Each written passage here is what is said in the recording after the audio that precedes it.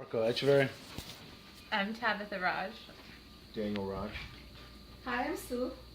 David Raj.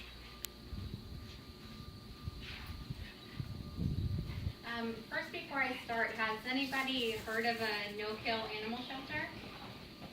You guys know what that means? It means they're against euthanasia. They're against putting down their animals to sleep. So that's what I'm going to talk about today.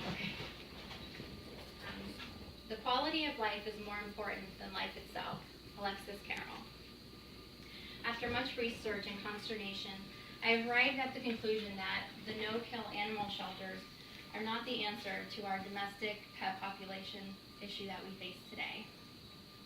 As an animal lover and a person who believes in the humane treatment of all animals, all living things, I was initially very excited about the trend towards the no-kill animal shelters.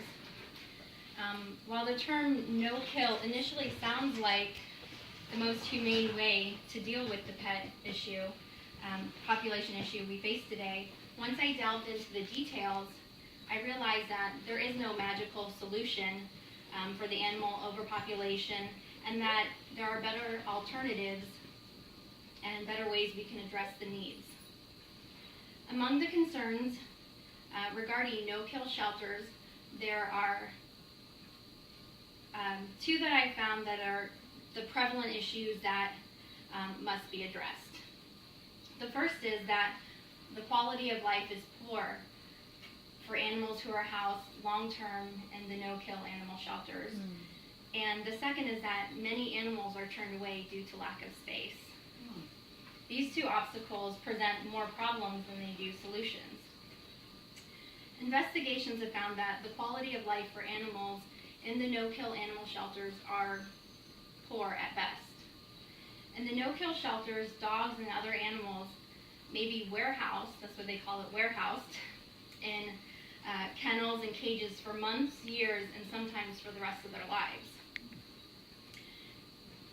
This causes the animals to, first, it's very stressful to them. They have no exercise, no stimulation. It's a very unenriched environment that they live in. This causes them to become depressed, withdrawn, and sometimes even aggressive to the point where they're no longer adoptable. According to Jean Donaldson, a widely known and respected dog behavioralist, it would be difficult to design a more frustrating environment to a dog than a kennel. It seems to me that this is not a more humane treatment than a peaceful and respectful end to an animal suffering.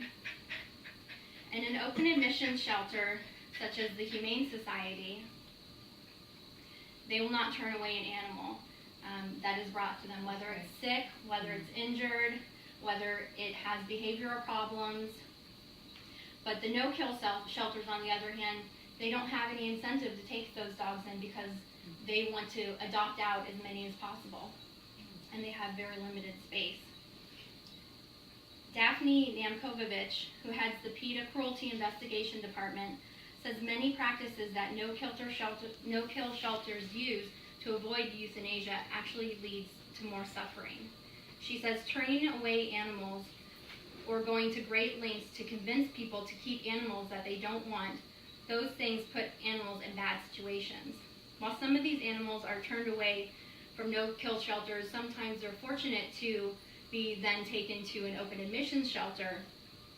Sadly, this is not often the case for them, and the conditions for those animals can become very bleak and sometimes dangerous. In these cases, I strongly believe that euthanasia is the most humane alternative to an existence of suffering and pain or being limited to a life in a cage. But the good news is that there are things that we can do as a society to help with animal overpopulation. First, we should educate ourselves, do our research, be sure that you're ready to make a lifetime commitment to an animal before you adopt it or buy it.